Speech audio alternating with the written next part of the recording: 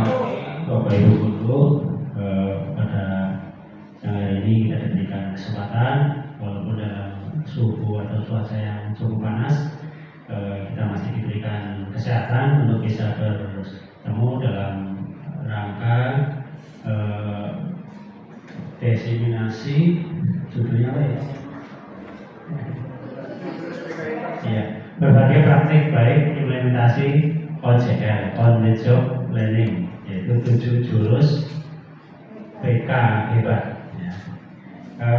Bapak Ibu yang saya hormati, hasil dari pertemuan Pak Har setelah mengikuti pelatihan untuk ke-PK-an, ya, ke-PK-an begitu, kita akan mendapatkan oleh-oleh atau bekal yang insya Allah nanti oleh Bapak Ibu guru semuanya selaku guru, ya, selain tugas utamanya adalah mengajar, yang tidak kalah pentingnya adalah mendidik, ya Bapak Ibu. Jadi mendidik itu melekat pada diri kita, ya, karena pengetahuan yang harus kita selalu update terkait dengan bagaimana menangani dan melayani siswa.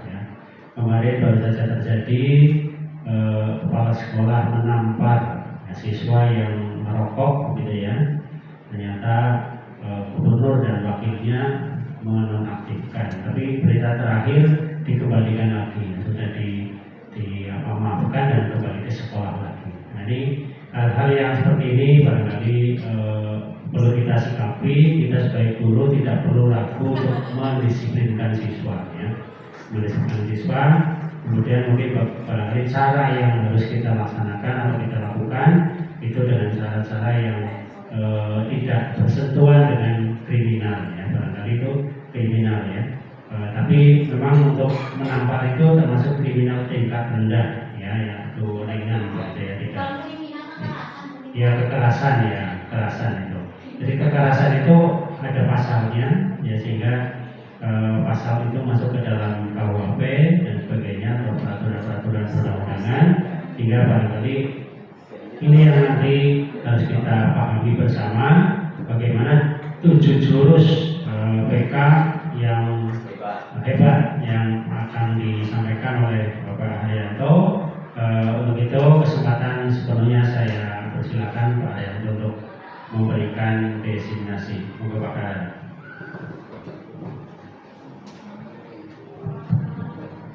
Bismillahirrahmanirrahim. Assalamualaikum warahmatullahi wabarakatuh. Waalaikumsalam warahmatullahi wabarakatuh. Masih semangat ya Bapak Ibu? Apalagi ini adalah weekend, ya, akhir pekan, jadi mungkin ada beberapa agenda yang mengasihkan Bapak Ibu. Untuk menyemangati kita sendiri, marilah kita teriakan semangat SNK, ya. SNK Bisa. SNK Bisa. SNK Negeri 1 Purwojati. Saya ingin berbunga. Oke, terima kasih. Ternyata benar masih semangat untuk hari ini, sore ini, walaupun telah melewati kelelahan dari pagi, ya. Nyuwun sewu, saya berada di sini. Kami akan memberikan oleh-oleh yang kemarin sudah saya dapatkan selama 4 hari di Solo. Itu kegiatan peningkatan kompetensi pendidikan muslim. Ya, kami diberi oleh-oleh 7 jurus PK. Nah, konsep dari jurus 7 jurus PK ini adalah jurus PK hebat adalah program pengembangan kompetensi guru bimbingan dan muslim yang diluncurkan oleh Kementerian Pendidikan, Kebudayaan, Riset dan Teknologi atau Kemendikbud pada tahun 2025. Program ini bertujuan untuk meningkatkan kemampuan guru, termasuk guru PK, guru mata pelajaran, dan guru kelas.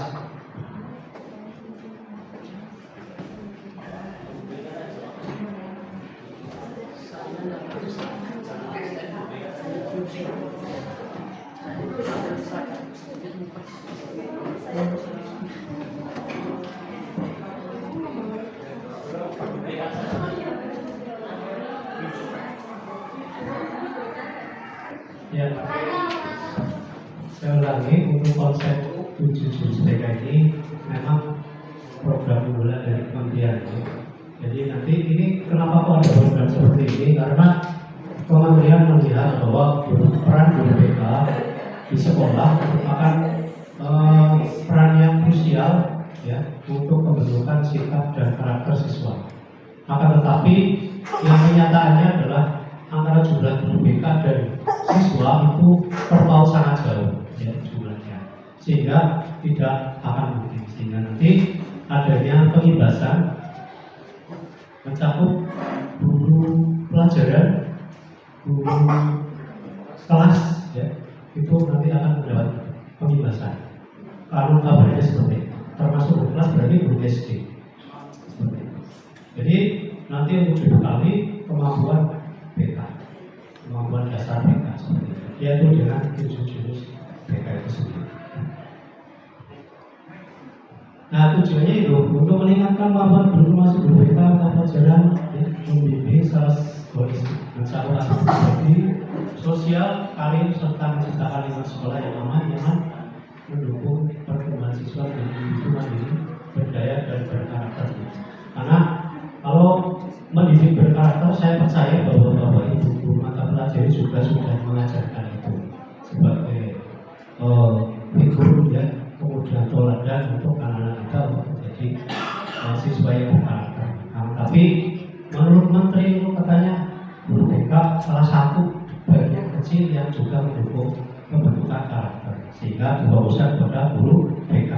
Sementara guru BK kurang dengan jumlah yang ada, maka pengibasan nanti ke guru mata pelajaran, ke guru kelas, ya, guru SD seperti itu. Itu programnya seperti itu. Maka dari itu kami dari guru BK diberi bekal terlebih dahulu. Ini adalah 7 jurus BK. Antara lain, yang pertama adalah kenali potensi, yang kedua kelola emosi, yang ketiga tumbuhkan resiliensi, yang keempat jaga konsistensi, jurus yang kelima jalin koneksi, jurus keenam ketujuh membangun kolaborasi dan menata situasi. Nah, itu ada perbedaannya. Untuk 1 sampai 5 itu aspek lebih berfokus pada siswa. Kemudian yang kedua itu lebih pada sistem atau sekolah, karena terkait dengan kolaborasi komponen-komponen yang ada di sekolah. Termasuk yang ketujuh adalah menata situasi, adalah menciptakan lingkungan belajar di sekolah. Namun sebelumnya Pak Broto, sebelum materi lebih lanjut, ini adalah dunia Bapak Ibu kita yang bersama-sama mulai dibantu Bu.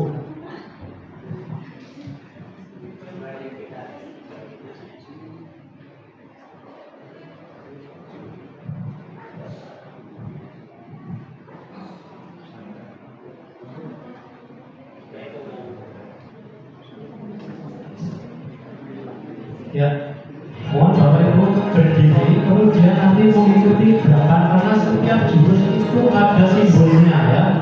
Untuk simbol-simbolnya kenali potensi.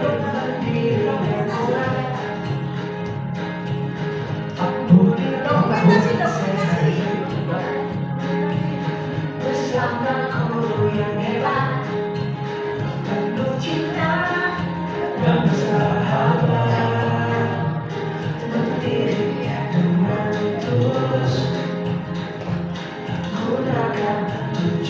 jurus kenali potensi.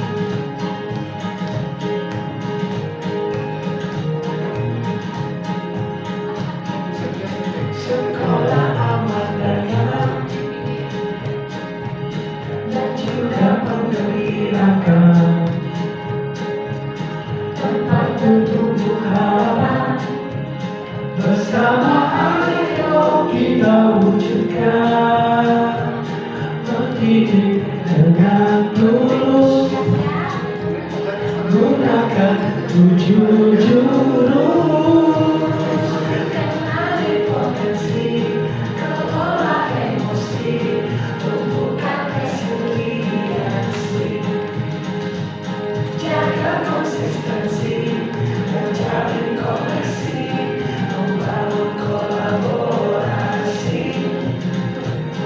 dan menakar situasi. 7 jurus mereka hebat, bersama murid melangkah berat. 7 jurus mereka hebat, 7 jurus yang akan punya.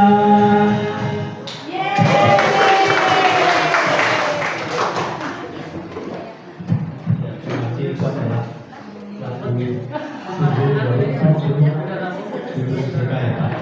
Ya, jadi kemungkinan nanti kalau misalkan ada pembebasan terhadap guru atau termasuk kita semuanya nanti akan mendapatkan itu.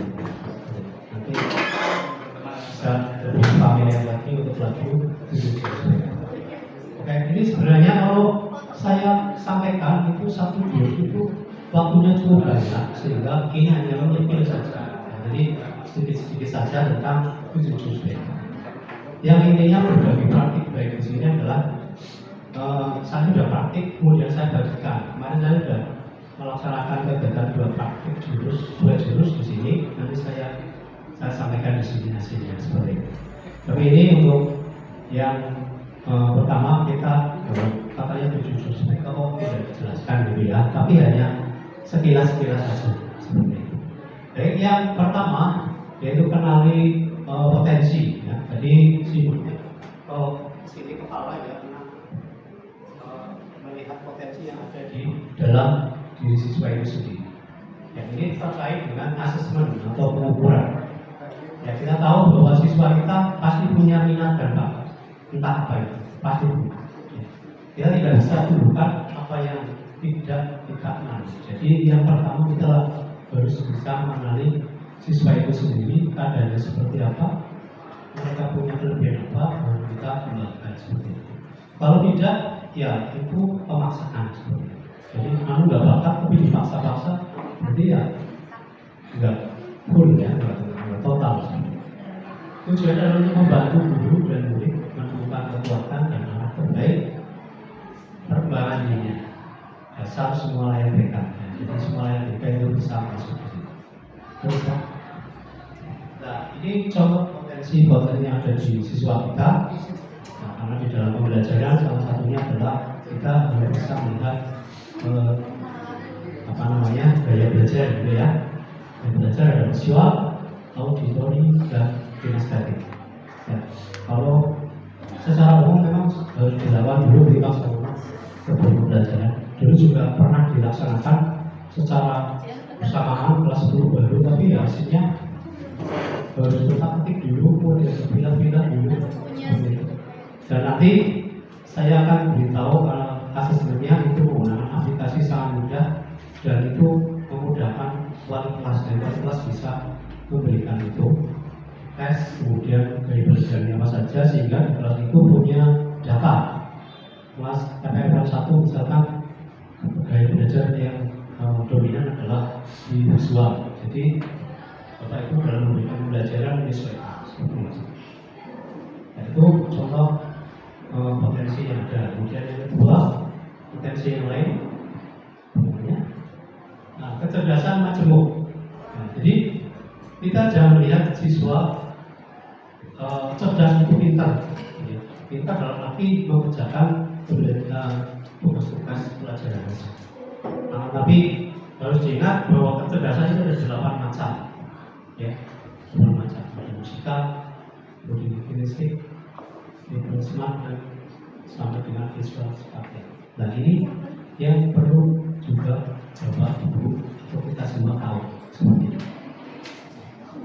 Karena ya kalau kita lihat kan anak cerdas tuh kayak cerdas nanti. Tapi belum tentu cerdas sehingga mereka punya hak juga untuk dikembangkan di mana mereka punya bakat yang dimiliki. Kemudian yang lain kedua, potensi yang lain. Nah ini juga kita bisa mengenali profesi. Jadi setelah kita melihat kecerdasan yang dimiliki, kita sesuaikan arah anak masuk karirnya itu di bidang apa. Nah kalau guru, itu masuknya di helper atau sosial. Jadi nanti Bapak Ibu juga bisa mencoba mengetes sendiri apakah benar-benar pembinaan itu memang cocok jadi guru atau memang yang lain seperti itu. Ada ekspresi ya, ada pengusaha, ada artistik itu ke namanya seni ya, investigasi itu kepada seperti dokter ya.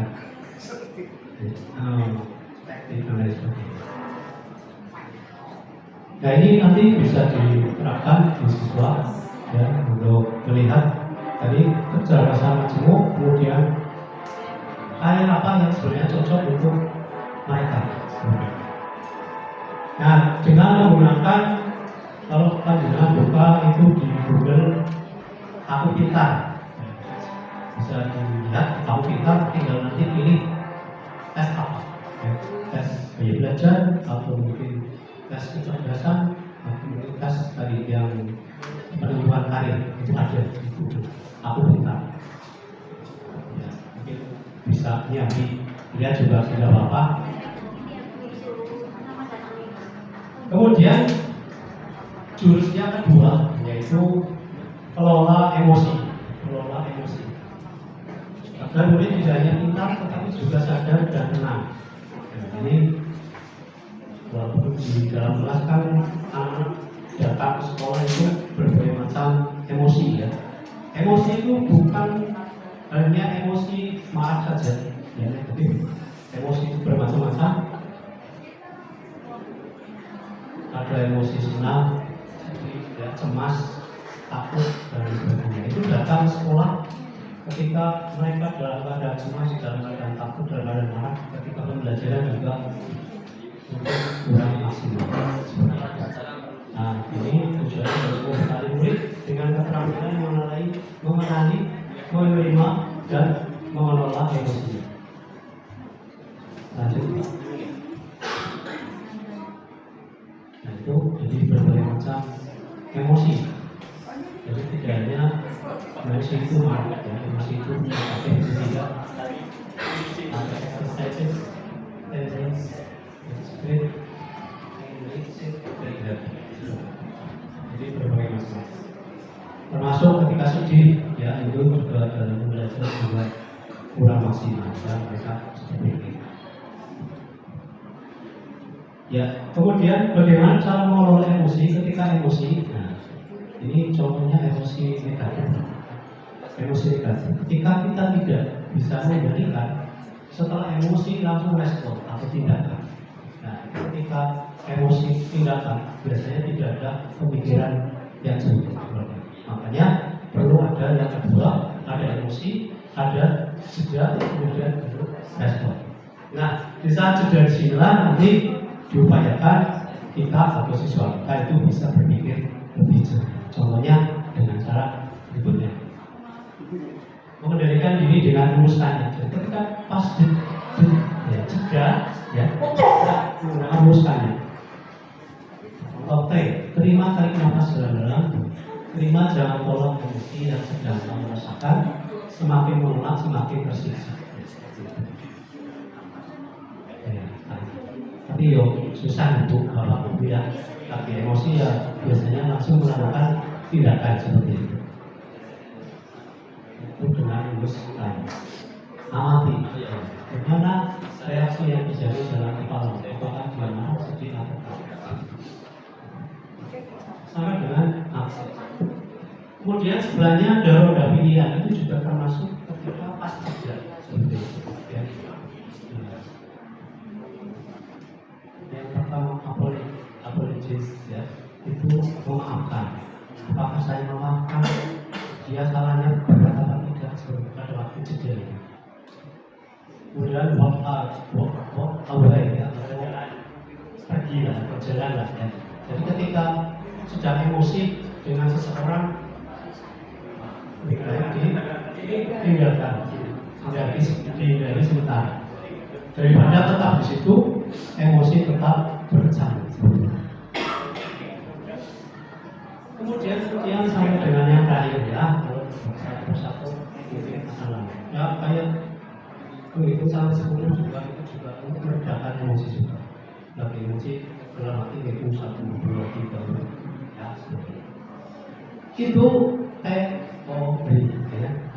Tapi tidak jauh jika kita diterapkan itu bisa. Lanjut. Yang ketiga adalah tumbuhkan resiliensi atau daya lenting. Ya, pengertian resiliensi adalah bagaimana itu anak itu bisa bangkit dari kegagalan. Jadi seseorang ketika gagal itu bangkit, itu namanya resiliensi. Nah ini perlu tujuan anak hebat bukan yang tidak pernah jatuh, tetapi yang terus bangkit. Jadi ketika mengalami kegagalan dicoba lagi.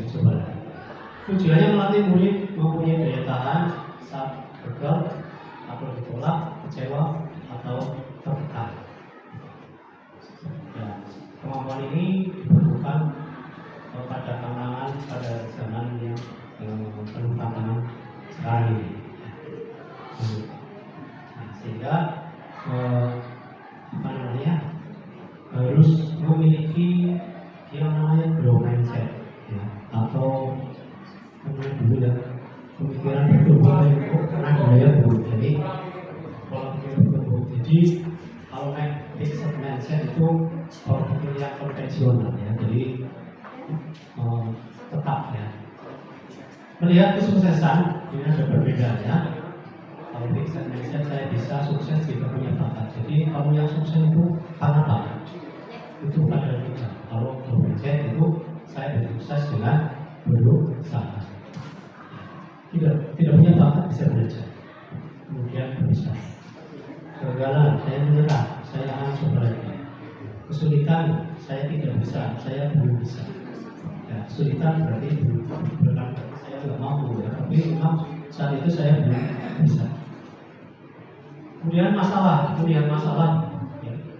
Pemikiran fixed mindset, mengapa masalah itu saudara saya seolah itu bersalah ya.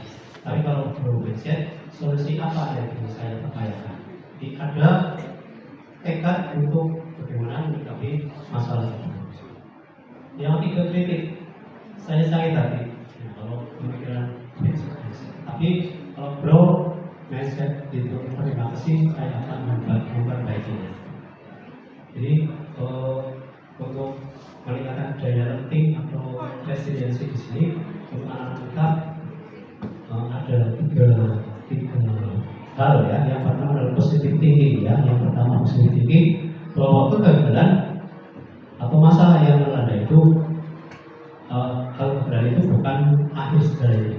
Kesulitan bukan akhir segalanya. Kita jangan merasa tidak bisa. Yang kedua ada yang dukungan. Cari dukungan kita sedang mengalami kendala untuk membantu mencari solusi. Yang ketiga adalah aksi. Jadi tidak hanya berpikir saja, saya harus berpikir begini, tapi tidak melakukan tindakan. Yang memberikan apresiasi kepada anak-anak kita untuk membangkitkan semangat dengan teori bergerak. Yang pertama diawali dengan apresiasi, yang kedua tengahnya isinya itu koreksi, yang di akhir diakhiri dengan apresiasi lagi. Contoh apresiasi, kamu sudah mengerahkan upaya terbaikmu. Nah, di tengahnya adalah koreksi. Koreksinya bagaimana agar kamu bisa mengurangi waktu nonton dan mengalokasikan lebih banyak waktu untuk latihan. Yang terakhir, Bapak percaya kamu pasti bisa. Demikian tidak hanya mengoreksi saja, akan juga memberikan apresiasi yang tentunya akan membakar semangat dan menumbuhkan sikap resiliensi. resilience. Yang keempat, jurus keempat, yaitu kebiasaan berkesadaran. Disiplin bukan paksaan, tapi kesadaran. Tujuannya mulai diajak membangun habit positif, habit atau kebiasaan positif lewat latihan konsisten yang sadar, arah dan tujuan. Nah, kebiasaan-kebiasaan ini menjadi bekal karakter yang melekat seumur hidup. Kesadaran vs paksaan. Ya, kenapa orang tidak suka dipaksa? Ya, saya juga sok mengalami dulu ya. Lalu disuruh nyapu, saya udah pegang sapu mau nyapu diminta. Ya, akhirnya malah jadi malas seperti itu. Jadi tidak mau dipaksa. Jadi itu merupakan kebutuhan. Ya, jadi kalau kebutuhan kita ingin dihargai atau kemerdekaan kita di musik, nah itu akan melawan seperti itu.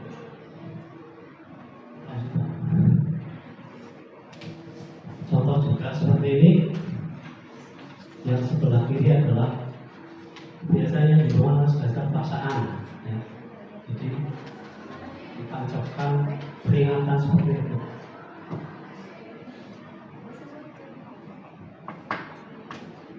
Kesadaran diorganisasi menjadi ini atau ingin berdiri sehingga motivasi untuk melanjutkannya akan hilang begitu tekanan eksternal hilang. Jadi ketika sudah lama dia kembali lagi seperti itu. Itu juga terjadi kenyataan ya di Madrasah itu tempat sampah juga sama sudah ditutup ya tetap dibuang di pagar juga sama ya seperti itu. Kemudian yang sebaliknya itu kebiasaan-kebiasaan ya yang memberikan kesadaran. Karena apa? Mereka pada awalnya dipaksa, tapi diberikan motivasi bahwa kebiasaan itu memberikan manfaat kepada mereka, sehingga mereka paham dan jelas pada akhirnya menjadi suatu kesadaran. Sehingga ketika masuk kelas nanti akan melepas sepatu dan lain sebagainya. Terus ya kau sakit maksudnya Pak Belok ya.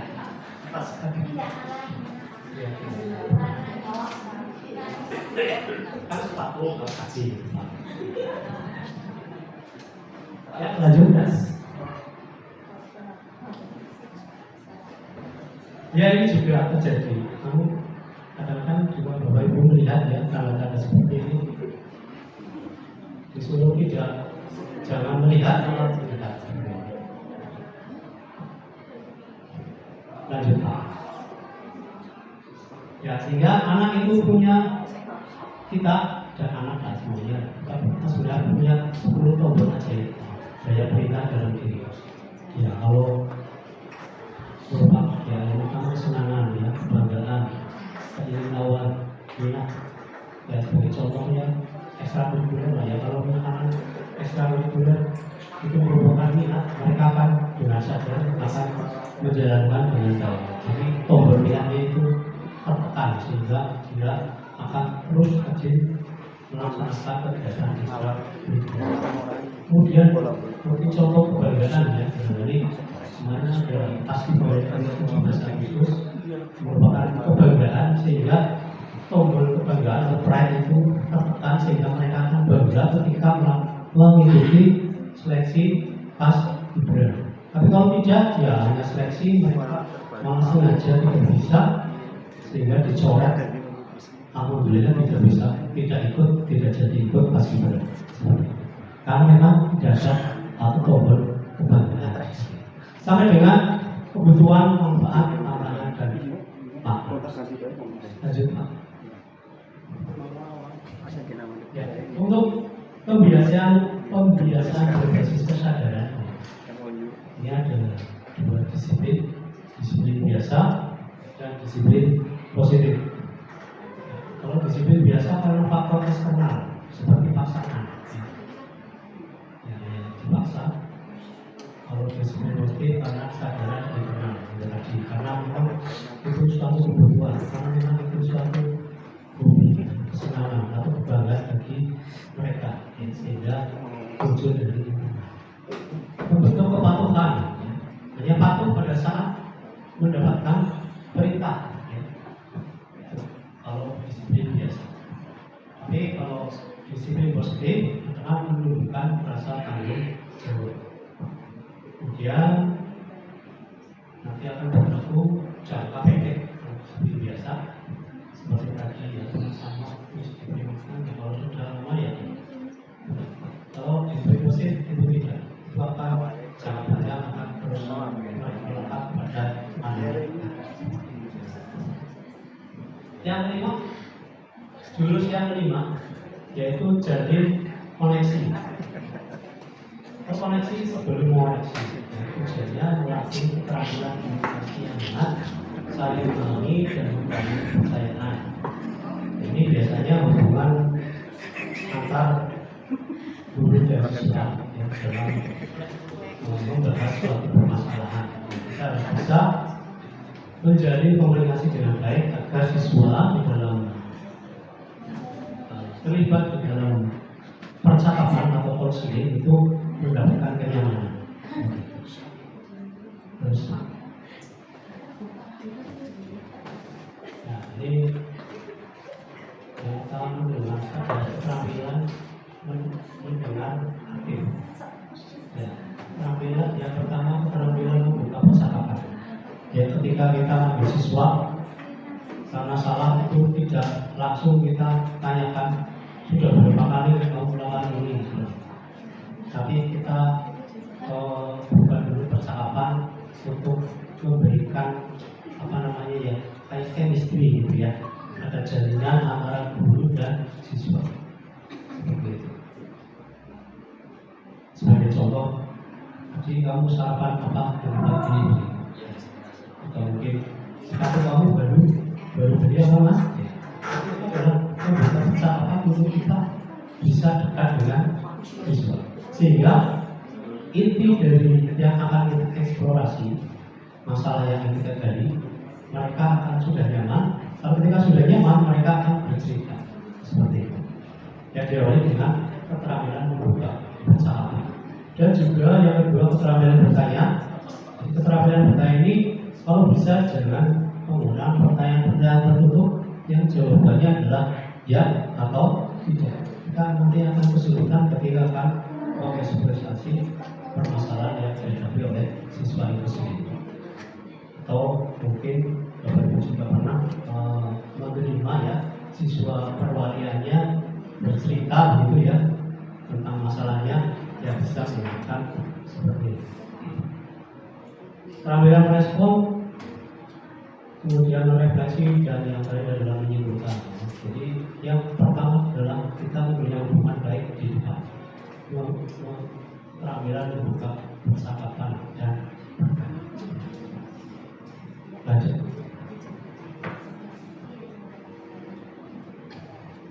Ya, koneksi sebelum koreksi. Ini sebagai contoh. Ya. Saat diskusi, dulu terus nyeletuk dan memotong pembicaraan. Ya. Bu Siti merasa kesal, Dodo sudah beberapa kali bilang jangan memotong pembicaraan. Setelah dibiarkan, Dodo pedas anak sapi kembali berulang. Nah, biasanya seorang guru ya, kalau misalnya di kelas ada yang terus nyaut-nyaut gitu ya, mungkin menyalahkan seperti itu. Tapi kita harus tahu bahwa kita menggunakan teori gunung es, jadi hanya terlihat di atasnya saja. Mereka itu sok nyaut-nyaut gitu ya, atau mungkin tidur mungkin juga bisa. Itu kenapa? Mereka mungkin tidak salah mungkin ya, tapi kita harus lihat dan ternyata gunung es itu besar di dalam. Makanya kita harus telusuri dulu seperti itu. Kenapa si Dodo itu sering tertutup ketika diskusi atau memotong pembicaraan? Nah, itu perlu kita telusuri. Ternyata akhirnya ketemu ya apa penyebabnya. Nah, itu yang perlu kita pahami untuk siswa kita. Jadi tidak lantas kita menghakimi bahwa anak yang sering tidur di kelas, anak yang sering awet itu merupakan kesalahan secara moral seperti itu.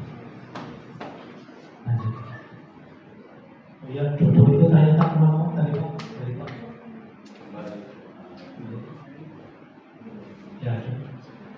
Ya, seperti itu. Saya merasa berbeda kalau saya diberi perhatian spesial. Ternyata saudara itu perlu perhatian, diberi kesempatan. Perhatian saya tidak perhatikan saya, bahkan saya agar saya merasa spesial. Jadi merasa pengen dihargai seperti itu. Ya,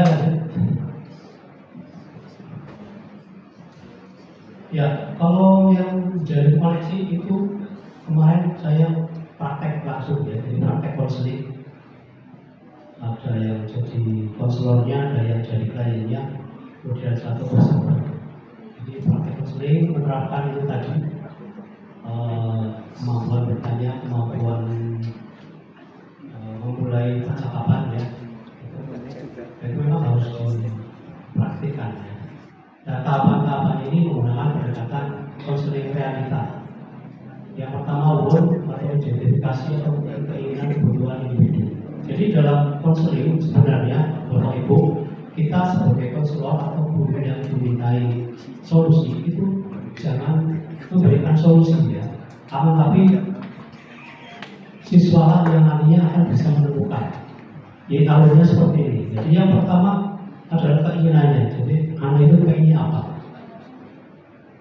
Saya pengen diri saya bagus ya. Baiknya seperti itu. Terus, ya, apalagi yang tindakan apa yang kira-kira mendukung itu. Nanti yang aktif adalah siswanya. Ya. Yang aktif adalah siswa. Sehingga siswa nanti akan menemukan solusi sendiri sampai dengan evaluasi. Evaluasi ya berarti seorang konselor mengevaluasi bahwa konseling ternyata sudah melakukan hal-hal ini itu bisa meraih nilai yang bagus. Ya. Misal belajar rokok atau belajar jalan gurunya ya. Kemudian yang ketiga planning, kita tanyakan ke anak planning kamu apa untuk bisa meningkatkan nilai kamu. Nanti mereka tahu cara solusinya. Nah pada terakhir itulah nanti dibuat kesepakatan ya, kesepakatan itu akan dilaksanakan oleh siswa tersebut sehingga solusi itu berasal dari anak itu sendiri sebenarnya. Kita hanya sebagai fasilitator untuk mengarahkan siswa bisa mencari solusi sendiri. Saya kira kalau solusi sendiri mereka akan menyambutnya karena mereka akan mengukur kemampuannya sendiri juga. Yang keenam, dalam kolaborasi tidak ada murid yang hebat dalam tidak hebat. Guru bersama dengan murid, guru lain, komunitas, pemangku kepentingan, kemudian perubahan ini dibutuhkan dukungan semesta. Jadi ini intinya adalah bagaimana kita menangani siswa, mendidik siswa, dan siswa itu perlu adanya kolaborasi ya, tidak hanya terpusat kepada wali kelas, kemudian guru BK atau mungkin mata pelajaran atau yang lain. Justru kita harus bersinergi lanjutan. Nah, contohnya seperti itu. Masalah kesalahan ringan ya, kita perlu diselesaikan di BK atau konselor atau guru kelas atau wali kelas. Kalau memang tidak mampu kolaborasi, kita perlu kolaborasi. Ya, alhamdulillah di sini sudah terlaksana ya, dan beberapa persoalan-persoalan pasti tidak hanya berpusat pada satu komponen saja, termasuk BK, wali kelas, kesiswaan juga kami sudah berupaya untuk bersama-sama di dalam penyelesaian masalah dan berkolaborasi. Kemudian ada BK bermampun kalau sedang naik ke atas, bahkan kalau sekolah juga, kalau memang sudah tidak bisa disebutkan ya, kalau memang mengarah kepada kesehatan ya, kesehatan yang perlu ahli, berarti kita arahkan ke ahli atau dokter. Dan juga psikolog juga dalam arti keterbelakangan mental. Nah, kebetulan di sekolah kita itu ada APK ya, di kelas 10 bersama. Ya, saya juga kemarin masuk kelasnya juga susah banget ya untuk diajak komunikasi. Mari kami minta bantuan pada teman-teman untuk bersama-sama. Mungkin dengan Bapak Ibu guru agak takut ya dengan cepat mengenali ini. Dan itu saya juga dapat informasi dari orang tuanya juga memiliki kecemasan punya kecemasan yang tinggi karena dulu waktu SMP itu pernah mengalami pengalaman ya seperti itu, sehingga sangat harus hati-hati. Bahkan pernah dia menceritakan ketika mengerjakan tugas itu kalau di depan teman-teman itu takut ya, sehingga dilaksanakan hanya guru dan siswa seperti itu pada waktu SMP dilaksanakan seperti itu. Ya untuk di sini yang Bapak Ibu khusus di kelas Busana 1 itu ada satu siswa spesial yang harus kita layani karena sekolah tidak bisa mengulang apapun bentuknya siswa masuk di SMK Purwojati. Itu namanya sekolah inklusi Pak, sekolah inklusi, jadi tidak boleh menolak siswa ABK. Lanjut.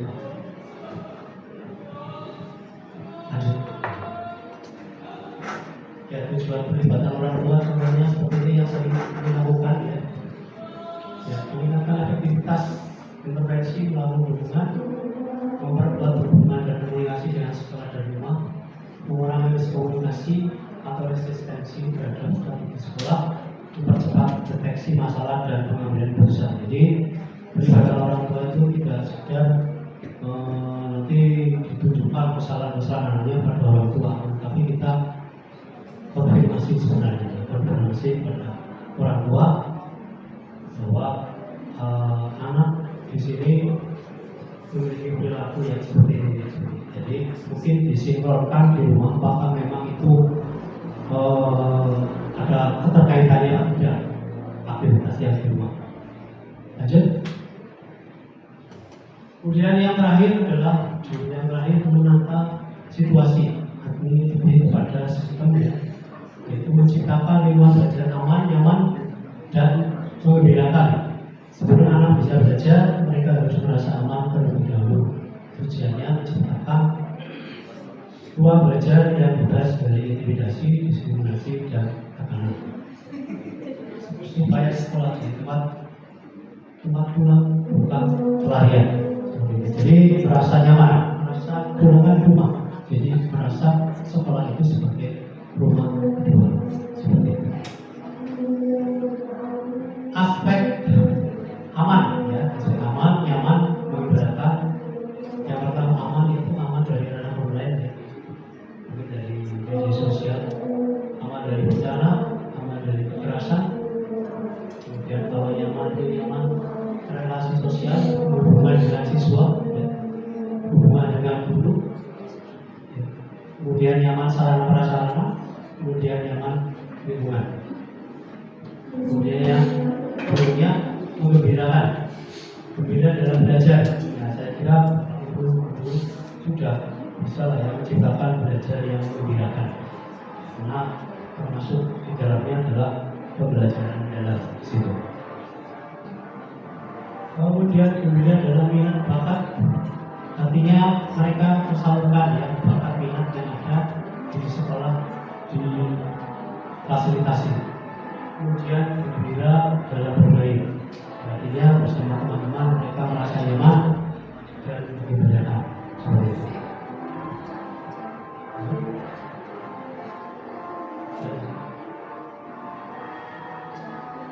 Ya, ini yang dikatakan bagi praktik baik, saya sudah praktik, saya bagikan seperti itu ya.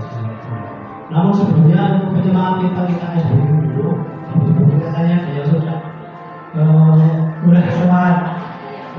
Moga Bapak Ibu berdiri ya, berdiri. Ini yang sedang kan tepuk-tepuk ya Bu ya, tepuk tangan.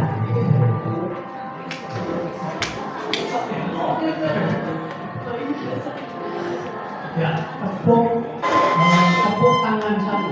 Ini saya tidak akan digunakan ya. Tepuk tangan satu ya satu. Tepuk tangan dua ya dua. Tepuk tangan satu. Tepuk tangan dua. Tepuk tangan tiga. Tepuk tangan empat. Tidak digunakan Bu. Ya. Cuma saya minta ketika saya tidak ada mengatakan tangannya tidak ada jawab Ibu. Kalau tepuk satu,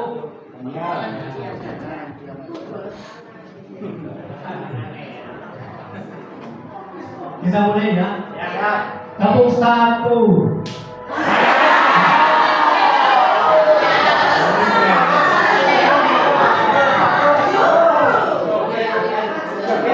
Tidak apa-apa, tidak lagi. Tepuk tangan satu, tepuk tangan dua, tepuk tiga.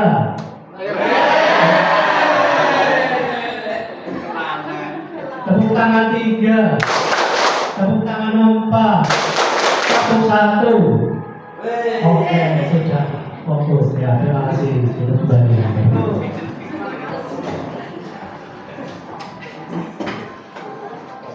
Ya, artinya tinggal 20 menit saya cukup cepat saja. Ya, refleksi pelaksanaan ujian satu jadi saya kemarin tugas juga di sana. Dan ini juga tugas untuk saya di banyak untuk laporan. Ini yang pertama, kemarin saya di kelas bersama, kelas 10 bersama. Nah, ini alasannya karena kelas 10 jadi perlu mengetahui potensi yang ada di kelas itu. Alasannya adalah untuk mengenali potensi yang ada pada siswa lain gaya belajar kecerdasan yang cukup. Tujuannya adalah dengan mengenali gaya belajar siswa bisa digunakan sebagai acuan ya, pedoman dalam penyelenggaraan pembelajaran di kelas. Sedangkan potensi kecerdasan yang juga dapat digunakan sebagai dasar dalam mengarahkan karir murid.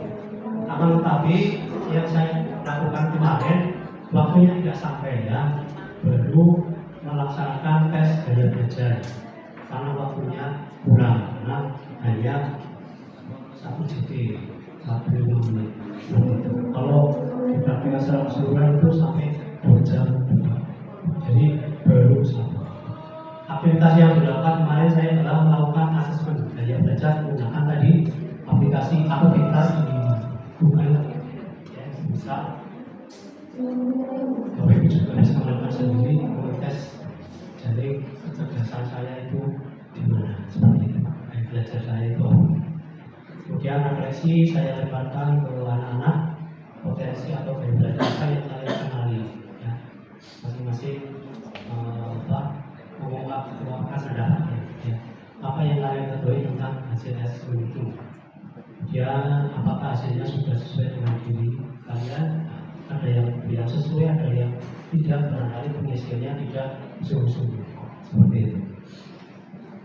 Bagaimana kalian melakukan hasil asesmen itu? Kita berusaha untuk menyesuaikan di dalam pembelajaran. Kemudian konseptual ya, konseptual di sini saya memberikan penjelasan tentang gaya belajar, kemudian perbedaan gaya belajar, termasuk kecerdasan yang cukup, walaupun tidak sempat untuk dipraktikkan. Kemudian aplikasi, jadi setelah melakukan itu kita mengaplikasikan mempraktekannya dengan hasil hasil pengumuman dari asesmen. Jadi untuk membuat rencana belajar sebagai bentuk hasil kegiatan pembelajaran yang sudah dilaksanakan. Respon antusias dan mengikuti layanan dengan baik, dampak manfaat mudah membuat rencana belajar baik di rumah maupun di sekolah dengan gaya belajar yang dimiliki. Hambatan kekurangan waktu ya, jadi hanya fungsi satu asesmen saja. Jadi belum yang kedua kecerdasan saya belum melaksanakannya. Yaitu tadi Pak, yaitu contoh ketika saya di kelas seperti itu. Selanjutnya pelaksanaan ujian yang kedua, implementasi yang kedua saya ambil jurus yang ketiga yaitu tumbuhkan resiliensi. Alasannya adalah penting untuk siswa agar memiliki daya juang untuk meraih apa yang diinginkan tanpa memiliki rasa takut akan kegagalan dan mau bangkit mencoba kembali serta memiliki growth mindset. Alasannya ya, tujuannya adalah mahasiswa menunjukkan sikap resiliensi atau daya lebih untuk menghadapi tantangan di masa mendatang. Kemudian aktivitasnya saya lakukan yaitu siswa untuk menceritakan pengalaman kegagalan saat mengalami kesulitan. Jadi masing-masing siswa itu saya diberi waktu beberapa menit, sekitar 15 menit untuk flashback kembali dia pernah mengalami suatu kegagalan atau kesulitan yang meladainya ya, yang dialaminya. Kemudian setelah mereka sudah mempunyai cerita, ada beberapa anak yang menceritakan ya, itu kemudian saya kembali lagi untuk direfleksikan bagaimana perasaan saat dia mengalami kesulitan atau kegagalan ke masalah itu. Ya, jadi berbagai macam perasaan, ada yang sedih, ada yang putus asa, ada yang kelihatan hilang harapannya ya, seperti itu. Dan refleksi yang kedua apa reaksi pertama? Jadi mereka punya tindakan-tindakan masing-masing untuk menyikapi permasalahan yang pernah dialami. Kemudian bagaimana sikap dan tindakan kamu pada saat apa yang setelah itu dilakukan. Kemudian konseptualisasi yaitu saya memberikan materi tentang resiliensi, pengertian resiliensi atau daya latih ya, fixed mindset, cara menentukan daya latih. Kemudian yang terakhir aplikasi. Setelah belajar itu saya memberikan tantangan pada anak-anak yaitu menyusun menara dari kartu mainan setinggi-tingginya. Itu kan membutuhkan perjuangan. Jadi untuk mengukur kemampuan anak, daya juang anak untuk membuat menara setinggi-tingginya secara berkelompok. Nah ternyata ketika membuat menara itu yang satu perlu waktu, yang kedua perlu ketelitian, kemudian ketenangan, kemudian strategi. Jadi ada yang membuat menara hanya satu tingkat, ada yang dua tingkat, ada yang paling tinggi sampai 4 tingkat. Berarti kan kemampuan mereka berbeda-beda dan punya strategi masing-masing. Nah itu nyatanya mereka punya kemampuan ya ketika gagal mencoba lagi mencoba. Sebenarnya mereka punya semuanya daya latih, cuma kita hanya tinggal memberikan motivasi seperti itu. Dampak respon hikmat manusia serta bisa memberikan layanan dengan baik. Kemudian dampaknya adalah memberi kesadaran bahwa dalam dunia persimpangan daya latih atau kekuatan ingin bangkit kembali setelah mengalami tekanan atau kesulitan yang perlu dilakukan untuk menghadapi setiap persoalan yang berat di masa yang akan datang. Hambatan kulit gelisah karena panas dan waktu mendekati MBB seperti itu.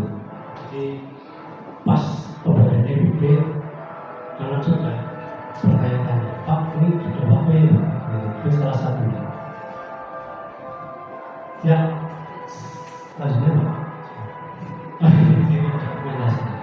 Jadi yang gambar 7 itu saat menceritakan pengalamannya, ya benar-benar mengalami pengalaman yang baik sampai apa ya saya nangis ya, harus didampingi temannya. Kemudian yang terakhir kasih membuat menara itu ada yang sampai tinggi banget. Mereka itu menggunakan strategi dan mengerahkan kemampuannya masing-masing. Ya saya kira untuk implementasi atau beroperasi baik untuk saya cukupkan.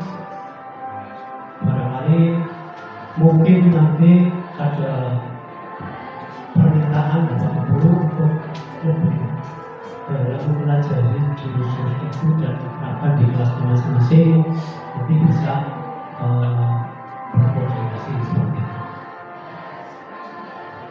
Ya, laporan refleksi ya, ini laporan saya sama jadi peristiwa perasaan belajar sekolah selesai. Ya, untuk menutup kegiatan kita nyanyi lagi ya Bapak Ibu ya. Kasih Pak. Kasih.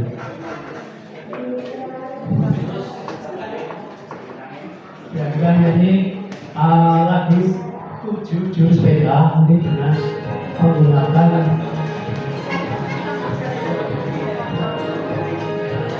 gerakan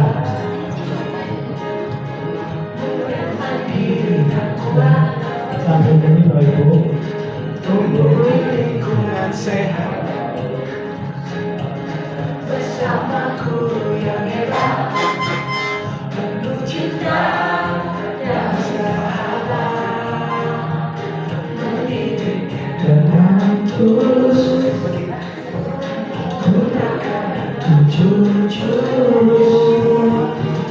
kenali potensi, kelola emosi, tumbuhkan resiliensi, jaga konsistensi, menjalin koneksi, membangun kolaborasi, dan menangkap situasi.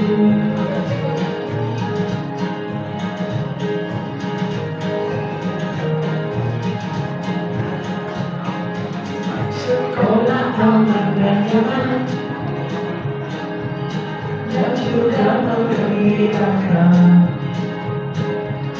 tempat bertumbuh harapan, bersama ayo kita wujudkan, mendidik dengan tulus, gunakan jujur, kenali potensi, kelola emosi, tumbuhkan resiliensi, jaga konsistensi, dan jalin koneksi, membangun kolaborasi, dan menata situasi. Jurus beda bersama publik melangkah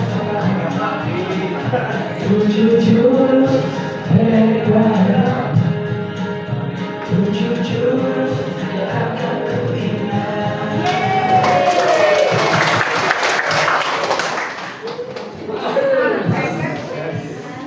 terima kasih atas keikutsertaannya dalam kegiatan praktik baik saya.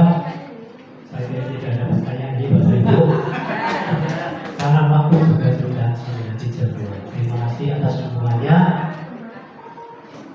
Saya akhiri, saya mohon maaf barangkali dalam penyampaian kurang baik, kurang bagus, saya mohon maaf. Terima kasih. Saya akhiri. Assalamualaikum